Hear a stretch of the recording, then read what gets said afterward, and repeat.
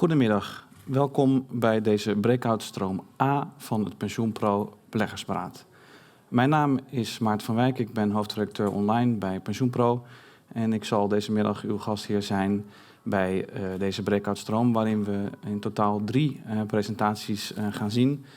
De eerste gaat over groene obligaties, de tweede gaat over het reduceren van CO2 in portfolio's van bedrijfsobligaties en leningen.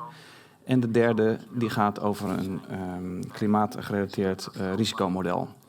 We beginnen met de eerste presentatie. Die is van Unanyants-Jackson, van Principal Head of ESG Research bij PGIM Fixed Income.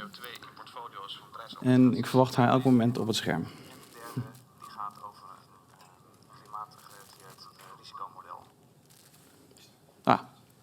Welcome, Eugenia. Hi, Martin. Hi. Good to see you. Welcome to this Pensioen Breakout sessions. You're calling in from where exactly? From the United Kingdom. All I'm right. just outside of London, still working from home. Okay, so you'll be guiding us through your presentations on green bonds. There's one question I should ask you beforehand. We have about 30 minutes. There will be some questions coming in from our online audience and also perhaps from the people here. Would you like to take those during your talk? So I interrupt you for those questions, or would you prefer that we set aside a few minutes towards the end? I think it would be better probably to do a few minutes towards the end, as I want to explain. I also want to give a couple of examples, so hopefully that would make the presentation a lot clearer. Okay, so then we'll do that. Dus dames en heren, u kunt vragen stellen in de zaal. Hou ze even op het einde zal ik daar gelegenheid voor geven. En voor de mensen thuis in de chatfunctie, u kunt via het chatvenster van deze call kunt u ook vragen stellen. En die kan ik ook zien en die kan ik dan stellen aan de spreker. All right, Eugenia, the floor is yours for your presentation. Thank you so much. I have some slides, so maybe we just start from the first cover slide. And the topic of this discussion is how green are your green bonds? And I think what I'm going to talk you through is and hopefully demonstrate is the fact that despite such a huge surge in issuance of green bonds and such a significant interest from investors, the impact of individual bonds actually varies very significantly. And I'll just share our experience from PGIM fixed income perspective and how we approach the assessment of such bonds. Maybe just a few quick words of introduction for PGIM fixed income. Many of you will know us. We are one of the world's largest fixed income only asset managers. We have over 900 billion of assets under management, US dollars. And what is important to know about us that we are an active manager, so we rely very heavily on fundamental bottom-up analysis of our investments, and as a result, and to support that, we also have one of the world's largest credit research teams, of which ESG research team that I head up is one. So from the ESG perspective, a couple of words here as well. So we have been explicitly integrating all credit material ESG factors into our credit analysis and into our internal credit ratings for a long time, and sort of explicitly into our credit report since about 2015 when we joined UNPRI.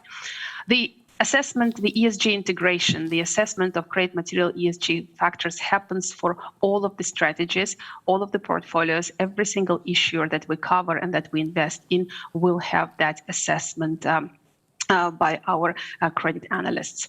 But more recently, we've decided that it was important to go beyond just the focus on the financial materiality, just the focus on economic value creation when assessing ESG factors. And now we also analyze environmental and social impacts of our investments.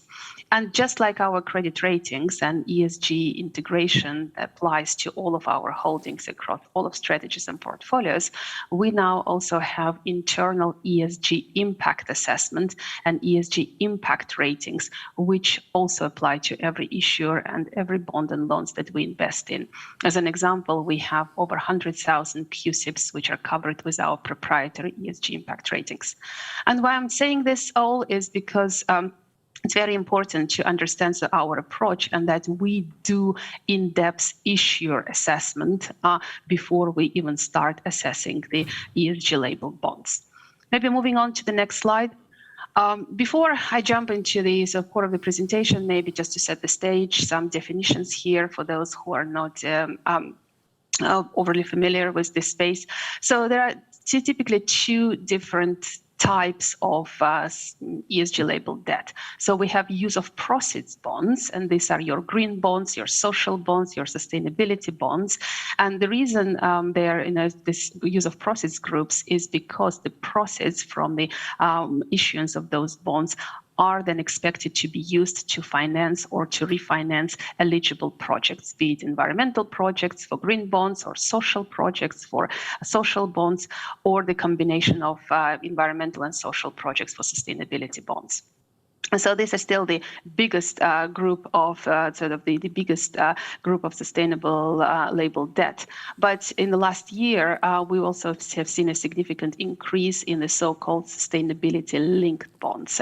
And these are very different. They're usually called KPI-linked bonds, or they're very different from use of proceeds bonds because here we don't have the proceeds associated and directed to a specific intended purpose, to a specific projects. So the proceeds are for the general use of the issuer.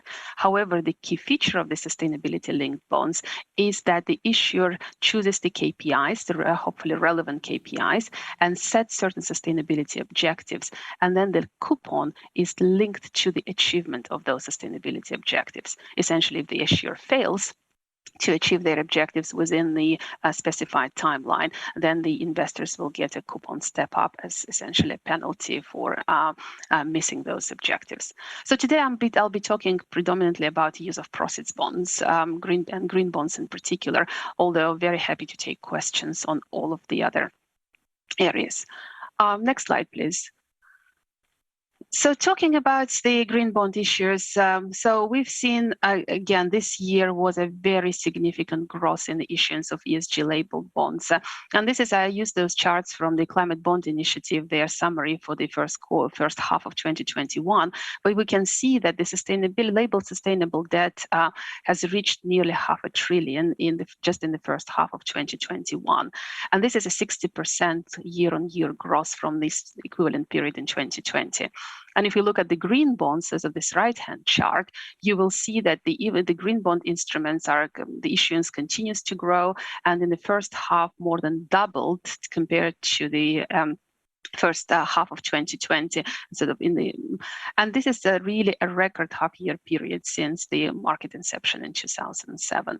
And what we see in the market is also very consistent with what we are seeing, the interest and the demand that we are seeing from our clients. This year in particular, and in the last few months, we've seen quite a lot of interest and from our clients who are actively considering allocating a certain proportion of their assets to ESG labeled instruments and even mandating this via investment guidelines. That's a very interesting trend, and obviously that's really understandable and encouraging. However, the challenge here is that while the issuance of green bonds is surging and the interest of investors is growing, our research shows that not all green bonds are made equal. Not all green bonds are equally green, or some of the green bonds are not green at all, and they carry very little ESG impact. So if we cannot trust the label just yet, which we can't, then we must invest our time and our resources in assessing individual bonds to really understand their impact. So can I have next slide, please? So, and this is how we do it at PGIM Fixed Income. So when we look at green, social, sustainable bonds, use of proceeds bonds, we assess them through two lenses. The first lens is credibility. The second lens is additionality. And it's the combination of credibility and additionality that gives us the overall assessment of the impact of the bond with the resulting impact on our investment decisions. So I'll just describe those different steps separately. So when it comes to credibility, what are we looking for? I think the most essential part of the credibility assessment is really the understanding whether the projects to be financed by the green bond, for example, or social bond, whether these projects are consistent with and whether they are supportive of the issuer's ESG strategy. So before we even start assessing individual labeled bonds, we need to understand the issuer's strategy. We need to understand their key risks and the key impacts. We need to understand the targets that they set for themselves and sort of the direction that they are moving in from a sustainability perspective. That forms the basis of the assessment of individual bonds. Then we look at the use of proceeds, we look at the timeline for the use of proceeds, and then the governance aspects as well as certifications and external opinions and verifications. And when it comes to intended use of proceeds, here we definitely require that they not only that the bonds fund eligible green projects in the green bond case, but also that we understand the specific uses of proceeds. So just the general statement, the general description of a project is not going to be enough to earn high credibility in our assessment. We need to dig deeper and understand what the proceeds are going to be used for and how much specificity the company is giving and whether it makes sense. Then the timeline for use of proceeds. So defining this clear timeline for distribution of proceeds to eligible projects is really important. Some of the prospectuses say that that the proceeds will be used until before maturity. Now, for some bonds, it's 5 to 10 years. For other bonds, it can be 30 years.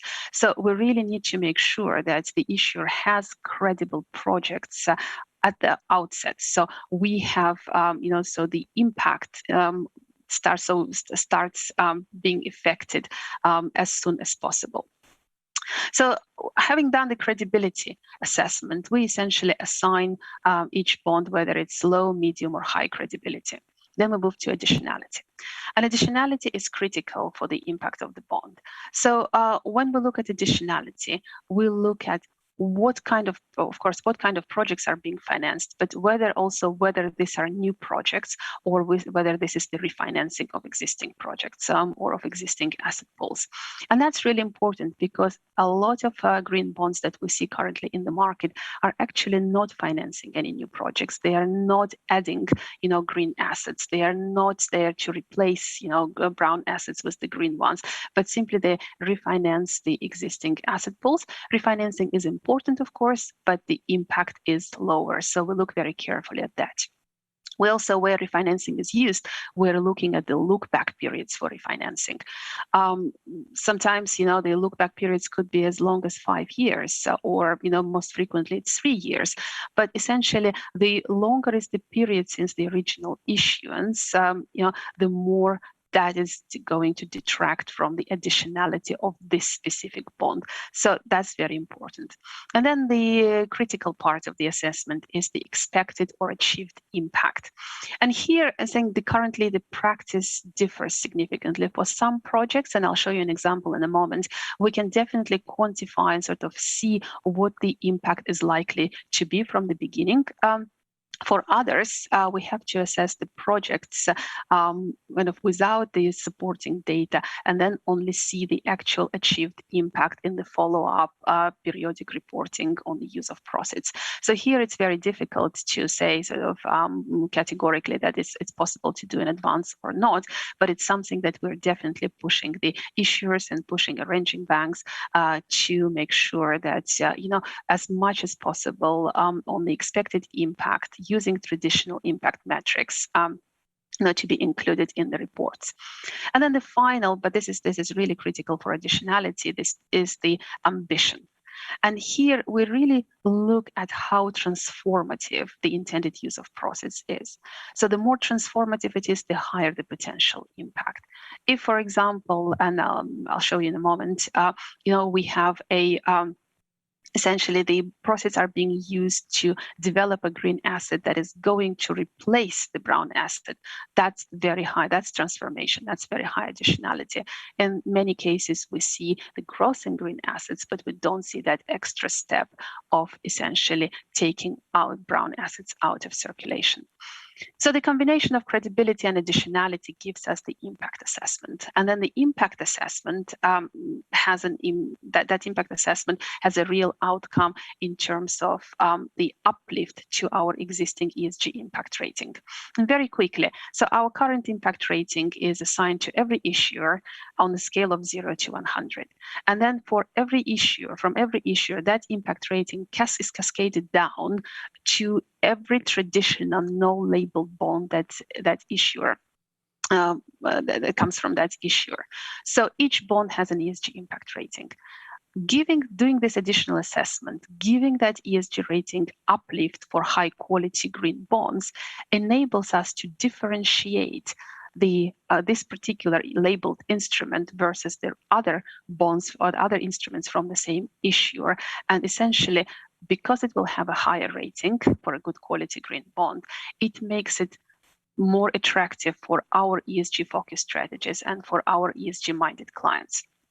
So because it will have a higher rating, it becomes more attractive for our portfolio managers compared to alternatives with similar risk return profile. So having high uplifts is not only the indication of the quality and impactfulness of green bonds, but also gives our PMs a clear guidance as to the clear incentive to invest in higher quality labeled instruments.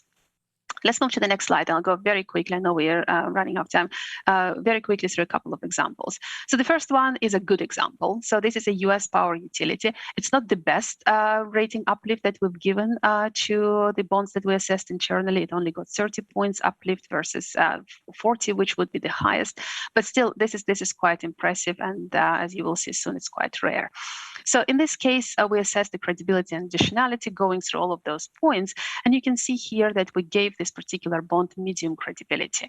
And that came down essentially to the fact that although we found the use of proceeds to be highly credible and definitely directed at the right areas, which were aligned with the company strategy and targets. But when we looked at the strategy itself, we realized that sort of the strategy wasn't as strong and convincing as we would have liked it to be, and B, that the targets, that the decarbonization targets in this case, that the company has set for itself were, although meaningful, where they were still not science-based and not Paris-aligned, and the reporting also wasn't great.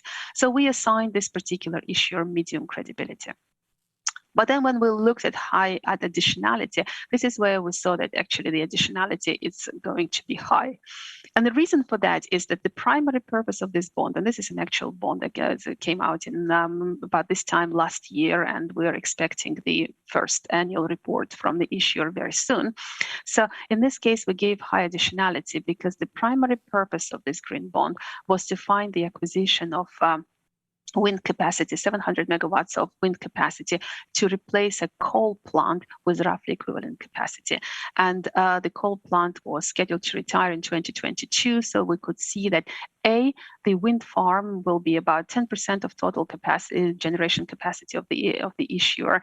That's exactly the same as the retiring coal plant. So we see the acquisition of the green asset to replace the existing brown asset. We see quite short timelines, and definitely this is, although the prospectus said that refinance proceeds could be used for refinancing, in practice we felt that actually all of these proceeds will go to this new project. So to us, that was high additionality of the bond. So we gave it a 30-point uplift based on this combination of medium credibility and high additionality. Now, what does it mean in practice? In practice, the ESG impact rating of the issuer itself, that utility company, at the time was 40. So this is scale of 0 to 100. The issuer was at 40. This particular green bond that they issued had a 30-point uplift. That meant that the impact rating of the bond is now 70 compared to 40 of the issuer and of the traditional bonds by the same issuer. That creates a real clear differentiation between this specific instrument and ESG rating of that instrument versus its issuer. And as I said before, it creates additional incentive for PM to consider this particular bond for both traditional and ESG portfolios because of the additional impact and the benefit that comes with it. Very quickly, the second example, I'll be very brief. It's the opposite of what I showed you in the first place. You might recognize this particular sustainability bond, but it has the bigger green component to it than the social component. And here, we, having analyzed it, we concluded that that was low credibility, low additionality bond. Essentially, we do not see any impact arising from this particular bond compared to traditional bonds of the same company. We assigned it 0 points. And the one in particular, very important, how we need to read, the details, the documentation, because there was a particular feature in the prospectus that I wanted to highlight. So the company stated that they have significant flexibility in allocating the net proceeds, and there can be no assurance that such net proceeds will be totally or even partially dispersed for any of the eligible projects. So essentially, we have absolutely no guarantee that this will go to the projects that we wanted to, that the company even proposed to finance. And when we looked at the projects, both green and social projects, it felt like they were essentially just continuation of the business as usual. There was very little specificity and definitely very little evidence that there will be any additional impact arising from this particular use of proceeds compared to what the company would have done anyway. So very low credibility, very low additionality. As a result, there is no impact rating uplift. So this particular green bond has exactly the same ESG impact rating as the issuer and all the traditional bonds of that issuer, which in itself is very low. So in that case, has a rating of 30. So maybe move to the next slide, the last slide that I have before I take questions. Sorry, that's next slide. Slide 7. Yeah. So and here I just want to highlight. So this is all these green, social, and sustainable bonds that we have assessed at PGIM Fixed Income, and you can see here that as much as 38% of all of the bonds assessed internally have either low additionality or no additionality. That's a really significant proportion of the bonds. And I have to say, the ones with low additionality, they often come from rather credible issuers, but they're mostly used to refinance the existing green asset pool rather than financing new green assets or more transformative activities.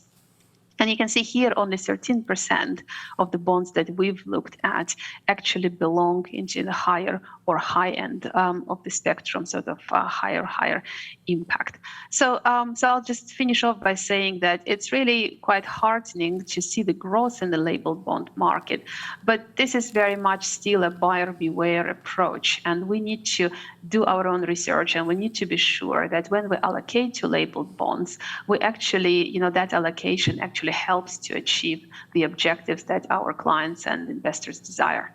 I'll stop here and take any questions.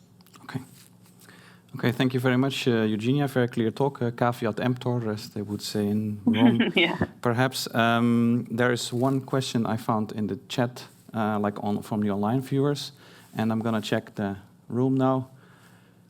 I see one question in the... Okay, 3. Okay. So maybe I'll start with the online one. We have about 3 minutes, so 1 minute per question. There's one question. It says, despite the explicit purpose of green bonds, is it not sure that companies otherwise don't act green? So maybe the question is, is this the best way to persuade companies to act green? I mean, there's other ways, like engagement, for instance, and... Well, I think it's really the best way to persuade companies to act green is to have a consistent assessment of the green credentials of the companies. So at the moment, what we do see in the bond market is there is a lot of excitement around labeled instruments because, unfortunately, still in many cases, this is the first time investors looked at the sustainability credentials of the issuer. So the more investors start looking at the companies before they look at the green bonds and linking the green, the specific instruments with what the companies do on a day-to-day basis with their existing strategy, with their existing targets, the more they will, and communicating, you're right, engagement is important because you need to communicate this to the issuer. I think the more we will see, real greening all of the activities of the companies, not just the ones associated with this specific issuance. All right, oké. Die meneer daar wat meer achterin. Ja. Oh, daarvoor, oké. Hi, this is Marcel from PGIM. Thank you for your presentation. I was wondering, how do the green government bonds come out of your framework? Because often for government bonds, I think you can, at least in the European countries, you see that there's quite some budget or investments which are being done anyway by governments, which are being funneled into the green bonds sphere now. So how do these score in your framework? Very good question. Thank you so much, Marcel. I would say, I haven't done the specific sort of statistics on government bonds, but the vast majority that I've seen have either low or medium additionality. So there's, I think, one or two where we've given high. So they score pretty poorly. And it was interesting, this morning I was reading a research from Morgan Stanley that, one of the government green bonds, sovereign green bonds, which is, trading at the highest greenium at the moment. Actually, I checked how we scored that and it had low additionality. We only gave it 5 points. All right. Okay. Last question. Er is nog één vraag daar links. Carlos Plint from BMO Global Asset Management. Thank you for your presentation. I was wondering, you mentioned in the second example that the company was given 0 extra points. But as you mentioned, digging deeper into the information on the bond, there's also maybe the possibility or the risk of greenwashing if you go deeper and look at how it's specifically stated. Is there a possibility in your system to raise a red flag for that situation in terms instead of making it sort of neutral? Well, it's not neutral really, because if you look at the actual issuer level rating, it was already very low. So we already had, low internal rating on this particular company. So what the 0 points show that we do not differentiate between any of the bonds issued by this company and this particular green bond. So that's what the 0 points show. So from the PM perspective or from the ESG dedicated ESG strategies perspective, there is absolutely no reason to invest in this one versus, the traditional bonds of the same company. But the rating was already very low. And had we had a higher rating on that particular company, there was a good chance that it would have come down. Okay. Well, thank you very much, Eugenia. Ik weet niet of dit zin is. Thank you. Next time in person. Yeah. Thanks a lot.